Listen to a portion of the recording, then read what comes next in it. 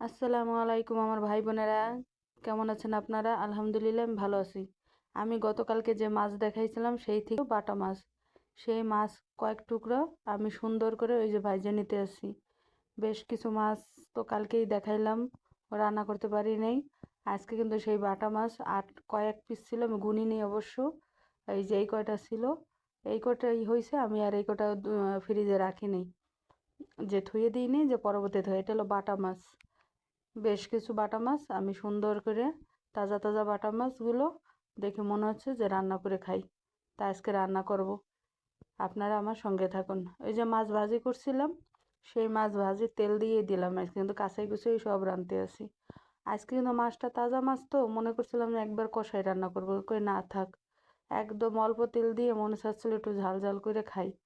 আজকে কিন্তু তেল মশলা কম। এই যে আমি আজকে কিন্তু সব সুন্দর করে গুছাই দিই নেই, একদম হাতে হাতে করে কিভাবে কিভাবে দিতে আসি দেখেন। অনেক আগে দেখতাম মা চাষিরা বা দাদিরা ফুবুরা সুন্দর করে অল্প তেলে কি সুন্দর করে রান্না করতো, এরকম ঝোল ঝোল তরকারি খেতে ভালো লাগতো। আমাদের দেশে কয় ছেঁচড়া পোড়া তরকারি, যেমন তেল টেল কম দিলে বলতো কি ছেঁচড়া পোড়া। কড়াই যে পুড়ে যাইতো মাছ ভাজি করার সময়, সত্যি কথা বলতে কি আমার কাছে ওই তরকারিগুলো খুবই মজা লাগে। কারণ আগে তো কিন্তু অত তেল মশলা মানুষে কিনতো না, হিসাব করে চলতো। ওই সময়ের যে একটা স্বাদ, তরকারি কম কম মশলায় হলো, কম তেল মশলায় হলেও মানে তরকারির স্বাদটা একদম মুখে মনে হয় অনুভব করলে এখনো মুখে লেগে থাকে। যাক, আজকে আমি দেখি কিভাবে রান্না করতে পারি, সেটাই আপনাদের সাথে দেখাবো। সেই রান্নাটাই আপনাদের সঙ্গে দেখাবো।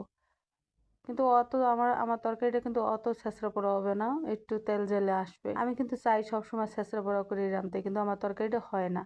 আর হবে কিভাবে, ঘরে তো তাইলে ছুতো ধরবে। আমি কিন্তু একা থাকলে, সত্যি কথা বলতে আমি একা থাকলে আমি কম তেল জাল দিয়ে কিন্তু রান্না করে খাই। আমার কাছে কিন্তু ওইটা খুব ভালো লাগে। ও, তেল মশলা তরকারিতে কিন্তু হইলেই মজা হয় না। উপরে দিয়ে কালারটা কিন্তু আমার সুন্দর লাগে হইলেও, মানে ঘরের লোকজন আছে দেখিয়া আমি তেল ঝাল একটু বেশি দিই। আর কেউ না থাকলে আমি তেল ঝাল কমাই রান্না করি, তাতে কোনো সমস্যা হয় না। এখানে কিন্তু বাটা মাছগুলো সুন্দর করে মশলা নিয়ে এলাম, মশলার কথা তো আর বলাই লাগবে না। যাই হোক, এখানে আমি পেঁয়াজ তারপরে বলে দিই। এখানে পেঁয়াজ বাটা, রসুন বাটা, তারপরে আপনার হলুদের গুঁড়া, মরিচের গুঁড়া। আমি কিন্তু ফাঁকে কিন্তু এই যে রসুন ছেঁচে দিছি একটু। রসুন খাইতে খেতে কিন্তু আমার একটা অভ্যাস হয়ে যাচ্ছে এখন। রসুনের তরকারি কিন্তু আমার খুব ভালো লাগে মাংসের সাথে, যেমন রসুনটা যদি নরম হয়ে যায়, মুখে দিলে একদম মিলে যায়, খাইতে কিন্তু অনেক টেস্ট। দেখি যে আমার ঘরে আপনার ভাইয়াও খায়। যাক, আমার ছেলেরা আবার দিলে খায় না। এই রসুনটা সুন্দর করে নরম হয়ে যাবে, একটু ছেঁচে দিছি তো, যে মানে অত তা বড় বড় করে দিলে কিন্তু সিদ্ধ হইতো না, তার জন্য একটু দুই ভাগ করে একটু ছেঁচে দিছি। আর এগুলো খাইতেও কিন্তু অনেক মজা। আজকে কিন্তু সেই আমার এই যে মশলা কষাচ্ছি, আজকে একটু এই মশলার ভিডিওটা বড় করতেছি, যে জন্য কয়টা কথা বলবো এই জন্য। আমার কিন্তু সামনে ভালো অনেক সুন্দর সুন্দর ভিডিও আসতেছে। আপনারা যদি আমার সঙ্গে থাকেন তাহলে দেখতে পারবেন 4-5 দিন পর আমি ভালো ভালো ভিডিও দিতে পারবো, কারণ সামনে কিছু আকর্ষণীয় জিনিস আছে দেখানোর জন্য। এই জন্য আমি একটু অপেক্ষা করতেছি, এই জন্য আমি ঘরের বাহিরের কোনো কিছুই ভিডিও দিতেছি না। হয়তো কয়েকদিন পরে আমি সুন্দর সুন্দর অনেক ভিডিও ভালো করে দিতে পারবো, আপনারা দেখবেন, অনেক কিছু দেখাইতে পারবো। আপনারা যারা আমার সাথে আছেন আমার সাথে থাকবেন, আর তার কয়েকটা দিন অপেক্ষা করুন, আমার সাথে থাকুন। আমি সুন্দর সুন্দর ভিডিও দিব আপনাদের, আপনারা দেখবেন। আমার কিন্তু রান্না মাছ ভাজি করা, এই যে মশলাটা সুন্দর করে কষানো হয়ে গেছে। আমি কিন্তু এই মশলার ভিতরে মাছগুলো দিয়ে দিতে। আমার ভিডিওটা যদি আপনাদের সবার ভালো লাগে অবশ্যই আমাকে লাইক করে দিবেন, সাপোর্ট করে দিবেন, আমার পাশে থাকবেন। আর আমি তো মনে করেন, আমি যে কারো কাছে কিছু জিজ্ঞেস করবো, হয়তো আমার লোক নাই, যদি পাশে কেউ থাকতো আমি সুন্দর মতো জিজ্ঞেস করে নিতাম ভুল ত্রুটি হলে। যদি মানে কারোর সাথে যোগাযোগ করা যায় সেটা আমার ভালো হইতো।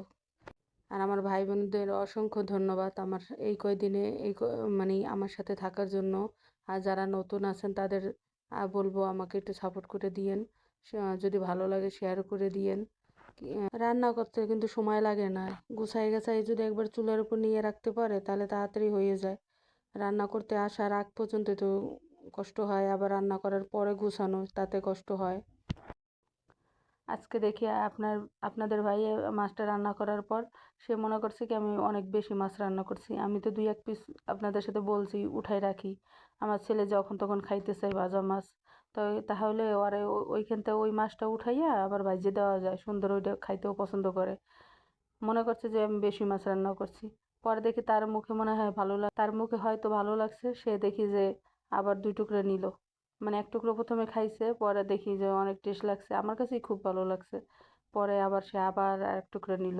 এখন আমি যে বলি যে, "তুমি না বললা যে মাছ বেশি রান্না করছি?" কয়, "তুমি বেশি রান্না করছেন, কি করব? 1 টুকরো খাই।"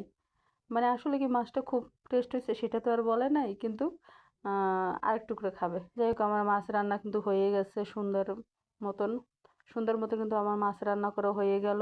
আমি এই যে একটু ঝোল ঝোল রাখবো, তা না হলে কিন্তু হবে না, কারণ ডাল রান্না করি। ঝোলের তরকারি কিন্তু একরকম স্বাদ, আর যদি ঝোল ছাড়া একদম মাখা মাখা রান্না করা হয় সেটা কিন্তু আর এক রকম স্বাদ। সব তরকারি তো খাওয়া আছে, আলহামদুলিল্লাহ, আল্লাহ খাওয়াইছে। ঝোল এই তো আমার রান্না হয়ে গেল সুন্দর মতন মাখা মাখা করে। একটু কিন্তু বেশি ভর্তা ভর্তা তরকারি না, কিন্তু একটু পাতলা পাতলা হয়েছে। খাইতে কিন্তু এত টেস্ট হয়েছে যা বলে বোঝানো যাবে না, যেহেতু তাজা মাছ। মাশাল্লাহ, খাইতেও অনেক স্বাদ হয়েছে, অনেক টেস্ট হয়েছে। কালারটাও কিন্তু সেই হয়েছে, দেখতেও দারুণ লাগতেছে।